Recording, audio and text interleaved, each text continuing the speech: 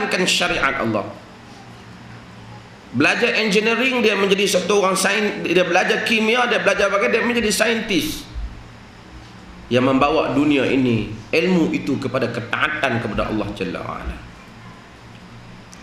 Kalau berlaku pertembungan, kita kena tengok apa yang perlu. Saya tengok tuan-tuan semua hari ini baca surah Abang tentang 3 orang sahabat kita yang kalah dalam perbicaraan kerana pakai serban. Tak apalah, soal dia tu satu hal lah. Kita bicara di soal dia dulu, sebelum soal mahkamah, soal kita dulu.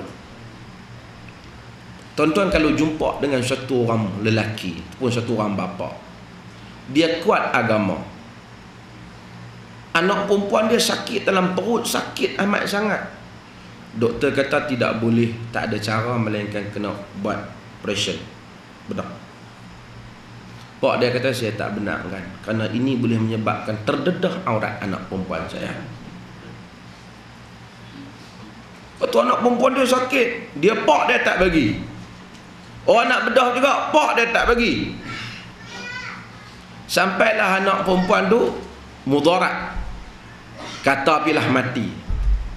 Orang tanya pada tuan-tuan yang sebagai orang duk pernah mengaji agama tentang tindakan bapa dia, betul ataupun salah? Betul ataupun salah? Bapa dia kata saya mempertahankan prinsip aurat bagi saya besar. Aurat bukan perkara main-main.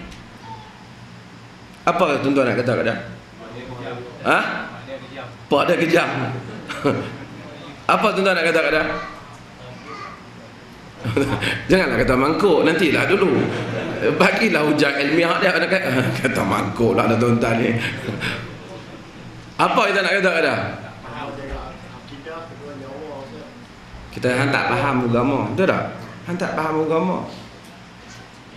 Perkara ini termasuk di dalam darurat, dan darurat itu tubihu mahzurat. Darurat telah boleh membenarkan benda-benda yang dilarang. Tapi apa tu pun kerajaan gila. Apa kena dengan serban, dia takut dengan serban tu? Tak, nanti kita bincang dari sudut.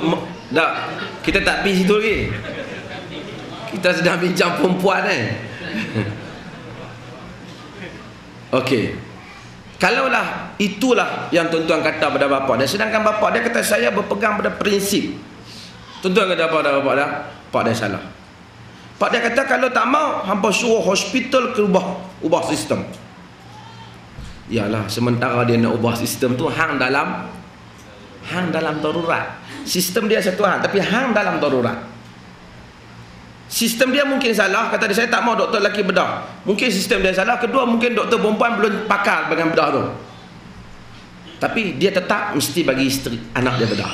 Kalau tidak, dia telah menzalimi anak perempuan dia. Betul tak? Dia menzalimi. Saya bukan bincang undang-undang lagi, saya nak bincang pak dia dulu.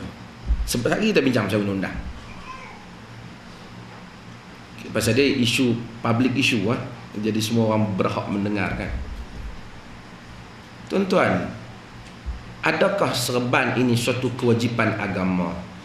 Tidak. Adakah benda ini sangat dituntut oleh agama? Tidak juga. Adakah boleh kerana serban kita nak gadaikan pelajaran sekolah anak kita, sedangkan itu suatu tuntutan? Kerana kita tahu kita tak mampu ubah sistem. Tuan-tuan, sistem ni kalau nak boleh ubah, kalau boleh ubah, kita tak payah cerita lah mahkamah kita tak boleh ubah. Dia boleh pakai serban di luar daripada sekolah, macam hakim tu kata, saya setuju lah dia luar sekolah.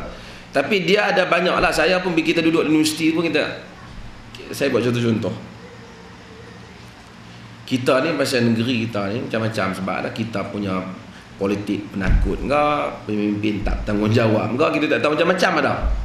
Tapi yang pentingnya kita di USM, pelajar-pelajar Arab dibenarkan untuk menulis tesis di dalam bahasa Arab. Jadi ramailah pelajar Arab sekarang buat tesis PhD, master di bawah saya. Ada pensyarah Universiti Madinah mari, bawa doktorat di pada daripada macam-macam universiti datang. Tapi dia tak benarkan buat bahasa Arab dibenarkan tak. Siapa nak buat bahasa Arab kena buat permohonan. Sebab dia takut kalau sekiranya dia buat